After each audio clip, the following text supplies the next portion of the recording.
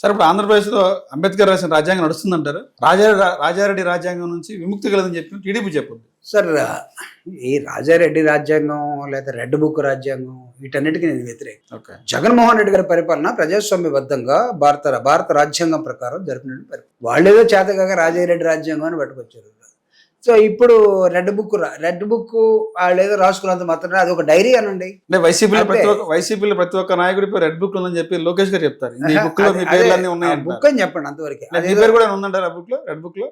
దాన్ని only book అనండి, దాని రాజ్యాంగం అన్నది. Don't try to compare. Red book అంటాడు. అదే రెడ్ బుక్ రాజ్యాంగం అనే మీరు వాడారు కదా, బయట కూడా అదే వాడుతూ ఉంటారు. మా పార్టీలో కూడా చాలా మంది, మీ పార్టీ వాళ్ళు చెప్తారు, పదే చెప్తారు. ప్రతి నాయకుడు చెప్పే మాట అదే మా పార్టీ వాళ్ళు చెప్తారు కాబట్టి మీరు చెప్తారు. అందుకే నేను ఇందాక సీనియర్ జర్నలిస్ట్ గా you have to set some standards. ఎవరన్నా మాట్లాడతారో చెప్పారు. దాన్ని ఎందుకంటే ఎవరో ఒకటి రాసుకున్న దాన్ని రాజ్యాంగం ఎందుకు పిలుస్తారు? అదే పుస్తకాన్ని పిలవండి, ఒక డైరీ అని పిలవండి, దట్స్ ఆల్.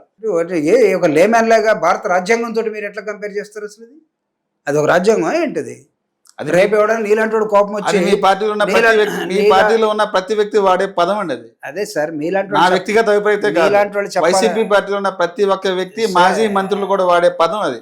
రెడ్ బుక్ రాజ్యాంగం అనేది వైసీపీ నాయకులు. Mister Raj, that's what I'm requesting. మీలాంటి సీనియర్ జర్నలిస్టులు మీరు ఏం చెప్పాలంటే, ఏవండి మీరు అది రెడ్ రాజ్యాంగం ఎందుకు పిలుస్తారు? అంబేద్కర్ ఇచ్చిన రాజ్యాంగం ఎక్కడ, ఇది ఎక్కడ, ఎందుకు పిలుస్తారు? అట్లా పిలవద్దు మీరు. అది ఒక డైరీ అతను రాసుకున్నాడని చెప్పండి. ఈ డైరీని రేపు ఎవరైనా కోర్టులు వేసి దీన్ని చూపించి అందరూ భయపెడతా ఉన్నారు, అసలు దానిలో ఏముందో మేము తెలుసుకోవాలనుకుంటున్నామని ఎవరైనా కోర్టుకి వెళ్ళారు అనుకోండి, ఆ బుక్ని కోర్టుకు ప్రొడ్యూస్ చేయమన్నారు అనుకోండి, అప్పుడు తెలుసుగా. మీరు ఎందాక అడిగారు మీ పేరు కూడా ఉందా, వాళ్ళ పేర్లు ఉన్నాయా, నీ పేరు కూడా ఉందని చూసుకోదాం. అంటే వైసీపీ పార్టీ ఎవరైతే ఉంటే ఏమవుతుంది? మేము ఓటర్ లిస్ట్లో ఉన్నాం కదా సార్, మేము ఓటర్ లిస్ట్లో ఉన్నాం కదా, భారతీయులే కదా. కాబట్టి ఇంకా దానిలో సపరేట్గా ఒకటి రాసుకొని పెట్టుకుంటే ఎవరికి ఆనందం ఇది? కాబట్టి అసలు ట్రాష్, అదొక రెడ్ బుక్ రాజ్యం. దానికి అసలు అంత ఎందుకు మీరు దాన్ని ఏదో గొప్పది చూస్తున్నా నాకైతే అర్థం కాదు.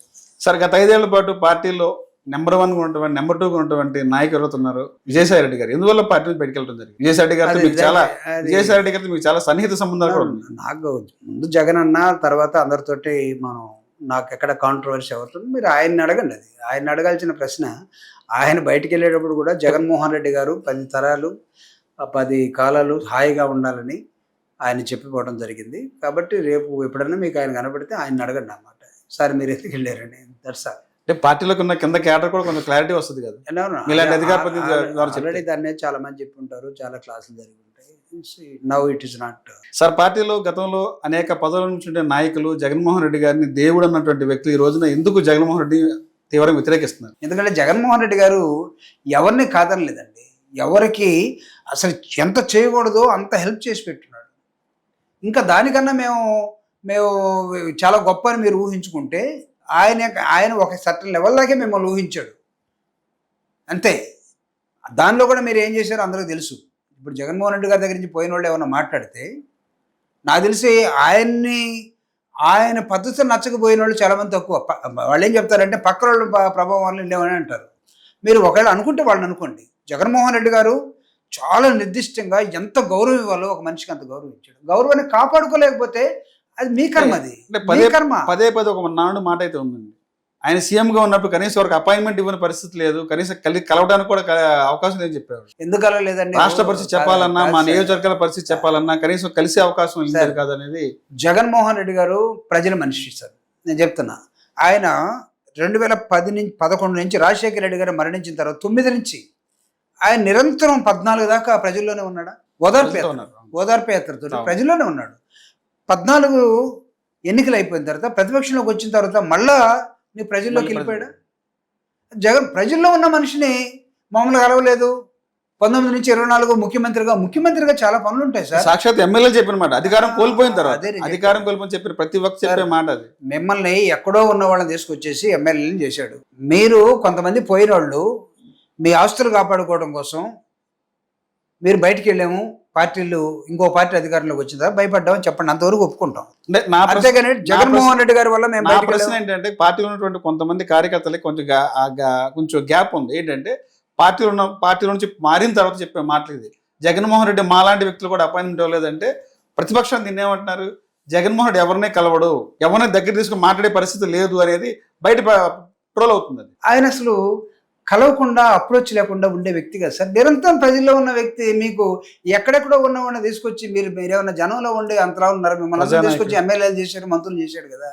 అదే వాళ్ళు మీరు ఎలా మాట్లాడతారు ఇప్పుడు చెప్తున్నాను. ఉంటే మీకు ఎక్కడన్నా ఒకటి రెండు సందర్భాలు మీ మనసుకి ఎక్కడో బాధపడి ఉండొచ్చు. But don't try to generalise. Jaganmohan Reddy garu ఈరోజు మీరు పోయి చూడండి, జగన్మోహన్ రెడ్డి గారు ఆయన దాదాపు కొన్ని వందల మందిని ఒక రోజులో కలుస్తున్నాడు. గతంలో ఇంతకుముందు ఎలా కలిసాడు? మీరేం చెప్తున్నారు? ముఖ్యమంత్రిగా ఉన్నప్పుడు కలవలేదు. ఎందుకు కలవలేదు? కలవటానికి ఆయన కొంత అడ్మినిస్ట్రేషన్ నేర్చుకోవాలా కొత్త. ఇప్పుడు ఆ టైం కూడా మాకు ఇవ్వండి అని మీరంటే పరిపాలన ఎవరు చేయాలండి? ఎమ్మెల్యేలకి మాకివ్వండి, మంత్రులు మాకివ్వండి, మీరు ఐఏఎస్ వాళ్ళతో కూర్చోవద్దు, మీరు డిపార్ట్మెంట్ రివ్యూ పెట్టుకోవద్దు, లేకపోతే మీరు ఎక్కడ కూడా మీరు అది మనం దాన్ని ఏమంటే పోలవరం గురించి స్టడీ చేయొద్దు, హెల్త్ గురించి స్టడీ చేయొద్దు, ఎడ్యుకేషన్ గురించి స్టడీ చేయొద్దు, మీరు అగ్రికల్చర్ గురించి స్టడీ చేయొద్దు, ట్రాన్స్పోర్టేషన్ గురించి స్టడీ చేయొద్దు, మేము మాతో కూర్చొని కాఫీ తాగుదామని అంటే నెక్స్ట్ ఎలక్షన్స్ ఉండాలిగా. ఆయన ఉంటే కదా మనం బాగుండేది.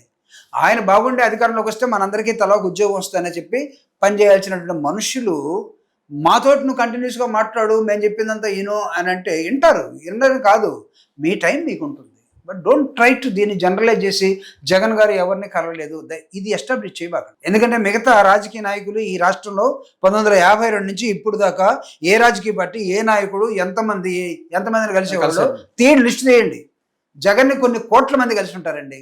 మిగతా రాజకీయ నాయకుల్ని, ముఖ్యమంత్రుల్ని ఎంతమంది కలిసి ఉంటారు చూడండి. రాజశేఖర రెడ్డి గారి తర్వాత జగన్మోహన్ రెడ్డి కలిసి ఉంటారు. సార్ అంత ప్రజల్లోకి చొచ్చుకుపోయినటువంటి ఒక నాయకుడు, కొన్ని కోట్ల మందితోటి ఫోటోలు దిగినటువంటి నాయకుడు. ఫోటోలు దిగటువంటి సామాన్యం అనుకున్న విషయం కాదు. అది ఒక మనిషిలో కోరిక ఉండాలి. మా నాయకుడితోటి నన్ను అడుగుతారు ఈరోజు మాట్లాడతారు, మమ్మల్ని కల్పించన్నా అంటే దేనికయ్యా ఏం చేస్తారు ఏమైనా మాట్లాడుతుంటే కాదు నా అన్నతో ఒక ఫోటో అన్న కోరిక అంతే.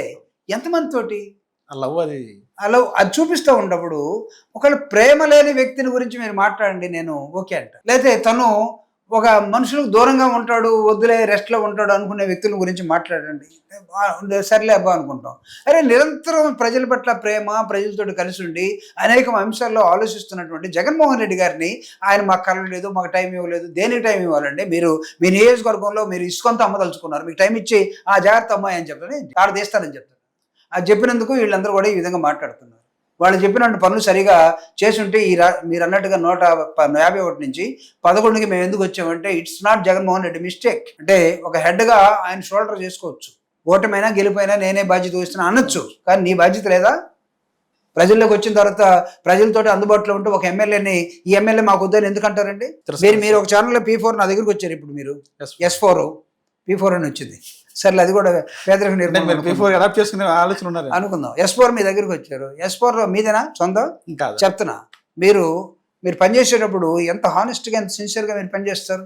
ఒకవేళ మీ మేనేజ్మెంట్కి మీకు ఏమన్నా చిన్న ప్రాబ్లం వస్తే మాట్లాడుకొని చేసుకుంటారు కదా. ఎక్కడ దాకా వెళ్ళిపోతే మా మేనేజ్మెంట్ అంతా చెప్తా అని అంటావు నువ్వు అనకూడదు కదా.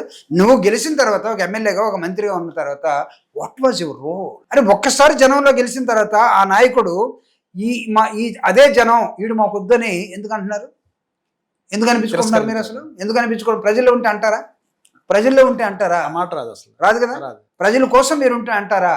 మీ వ్యాపారాల కోసం మీరుండి, మీ సొంత పనుల కోసం మీరుండి ప్రజలు మిమ్మల్ని వద్దంటే జగన్మోహన్ రెడ్డి గారు మార్చిన తర్వాత మీరేంటి జగన్ మాకు గర్వలేదు? క్యా బాత్ కర్ రే? It's not correct. I will not agree at all. As a policy, I will not agree.